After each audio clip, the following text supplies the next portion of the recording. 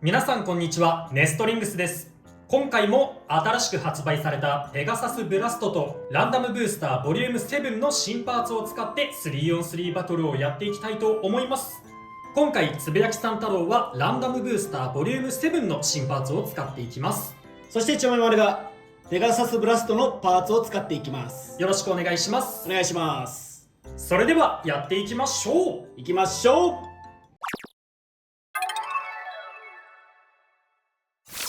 最初にシュートポジションを決めるじゃんけんをしていきます。最初はグー、じゃんけんぽい。左、お互いのファーストベイ、せーの、じゃん。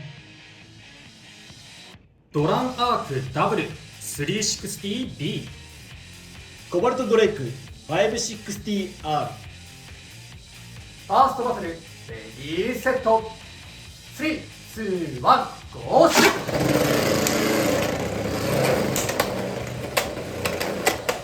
さあどうなる。うわー、危ねえ、危ねえ危ねえ危ねえ。飛び出してけ、いやー、耐えはしたけどめっちゃスタミナ少ないな。いいね。うわー、これ負けるか。全フィニッシュ、コバルトドレイクに1ポイント。よーし、久しぶりの活躍で嬉しい。お互いのセカンドベイ、せーの、じゃん。ゴーゴー岩尾 M85WB。 ホエールブラスト M660LO。 セカンドバトル、レディーセット、3、2、1、ゴーシュ。うおー、激しい。うわー、マジか。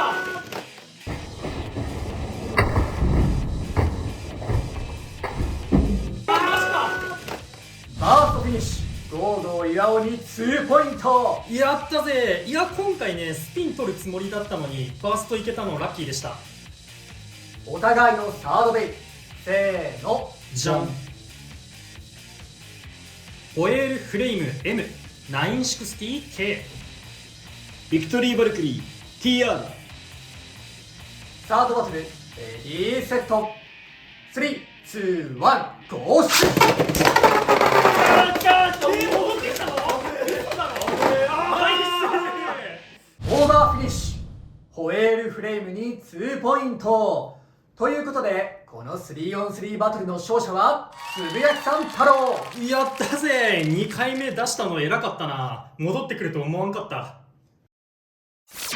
というわけで 3on3 バトルが終わりましたが、いかがだったでしょうか。いや、こっちはね結構でかいポイントをバツンバツンと取れたのがすごいラッキーだったなっていう風に思いましたね。2戦目のゴーゴー岩尾の時なんて本当バーストできるとは思ってなかったし、それこそこっちがバーストしてもおかしくないんじゃないかなっていう風に思ってたから、メタル85だと結構バーストしやすいっていうところもあったし、もう強い衝撃が2回ぐらいバチコーンって入ってたから、本当結構ヒヤヒヤしてたんですけど、勝つことができてよかったなと思います。それと今回こっちが使ってたのはランダムブースターボリューム7の新パーツなんですけれど、まず1機目、新パーツのアシストブレードウィールをアークのメインブレードにつけてみたんですけど、これ結構いい組み合わせだなっていう風に思っていて、アークが少しブレてしまうっていうところも1個前の動画でノミズがマッシブだとブレが軽減できるっていう風に言ってたんですけど、それウィールでも僕は同じように感じてて、アークとウィールの組み合わせでも結構ブレが少なく組むことができるかなと思いました。というのと、ウィール部分でぶつかることで結構衝撃吸収もできるので、レオンクレストとウィザードロッドの合わせ技みたいな感じで使っていけるんじゃないかなと思ってて、結構対アタック性能に優れていると思ってたんですが、ちょっとね動画内ではスピン勝負で負けてしまったんですけど、割と悪くないカスタマイズだと思ってます。相手の攻撃受け切ってスタミナ面も優秀なので、スピン勝負で1ポイントを取っていくっていうカスタマイズで結構優秀だとは思ってます。ちょっと動画で活躍させられなかったのは残念ですが、最近あんまりアークのメインブレードを使ってないですっていう方はぜひこのウィールと組み合わせてもう一度アーク使ってみてほしいなと思いました。それとこのウィールなんですけど、新しい高さのアシストブレードとして登場してきましたね。今までスラッシュとかが背の低めのアシストブレードで、ラウンドとかがスラッシュとかよりも高いアシストブレードだったんですけど、このウィールはそのラウンドとかよりもさらに背の高いアシストブレードとなっております。こういう高さの詳細とかもベイブレードの公式アプリの方でパーツごとの詳細を見ることができて、そこのページにも載っています。スラッシュとかは高さが50とかになってて、でラウンドとかは高さ60だったんですけど、このウィールは高さ80として結構高めのアシストブレードになっています。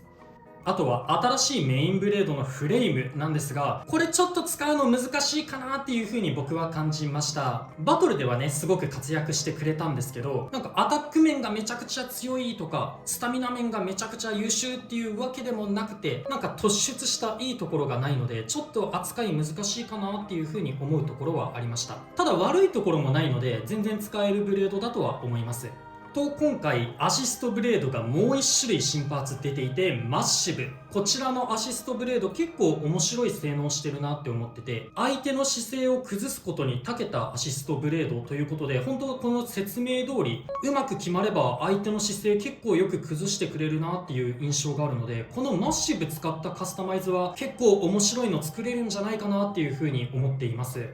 新しいビットのウォールボール、これはねちょっと難しいかなっていう風に思うところもありました。スタミナ面結構優秀で長く回ってくれるビットではあるんですけど、そんなにこのウォールが仕事してくれないというか、めちゃめちゃ姿勢崩さず耐えてくれるよっていうほどでもなくって、あとここ吸っちゃうとスタミナも減ってくのでね、ちょっと難しいかもしれないなっていう風に思うところはあるものの、悪くはない、結構長く回ってくれるビットだなとは思いました。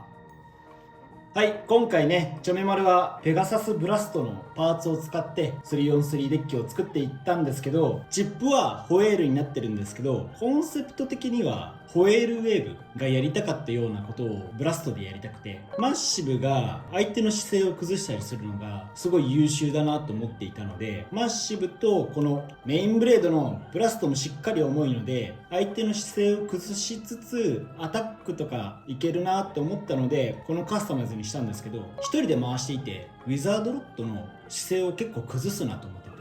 結構いけるなと思ったんですけど、今回ねちょっとその良さを見せることができずバーストしてしまったので、次回ガチ対戦とかでそれをうまく出せたらいいかなって思います。カスタムラインのベイを買うなら、まずねペガサスブラストを手に取っていただければ間違いなくいいと思うので、ぜひ皆さんまだ買ってない人は買ってみてください。そして新しい新パーツ、ラチェット一体型ビットターボ。今回ターボをビクトリーバルキリーに履かしたんですけど、過去にねバースト時代にバルキリーが似たようなドライバーのねやつをつけていたので、今回ちょっとバルキリーに履かしてみました。でもバルキリー以外のフェニックスウィングとかドラムバスターとかアタック力の強いブレードにつけるとしっかりアタックしてくれるなっていう印象はあるので、何度もアタックしていきたいなっていうカスタマイズのブレードとかだったらありかもしれませんね。ただ自分の中で気になるとしたら、このロックのね硬さが85とか55系と多分同じだと思うので、強いアタックをした時にねバーストするリスクがあるのかなと思うので、ちょっとそこが心配かなって思いました。で今回がコバルトドレイク、ペガサスと、ワルキューレじゃないんですけどバルキリー、レアベイの3機を使ったんですけど、でレアベイの3機がなかなかね入手しづらい形になっているので、できればレアベイ3機のデッキセットがいつか出てくれたら嬉しいなって思いました。本当ね、コバルトドレイクが相棒なんだけど、もうこれツルッツルなんだよね。大会使えないんですよね。でなおかつクリアコートも手に入らないので、最近ね始めた人とかもドレイクはもうほんと手に入らない状態になってるので、なんとかいつか手に入るような形を作ってくれたら本当に嬉しいと思います。ということで面白い新パーツがたくさん登場したので、皆さんもペガサスブラストとランダムブースターボリューム7を買って遊んでみてください。この動画が良かったらグッドボタンとチャンネル登録をよろしくお願いいたします。それでは次の動画でまた会いましょう。バイバーイ。バイバイ。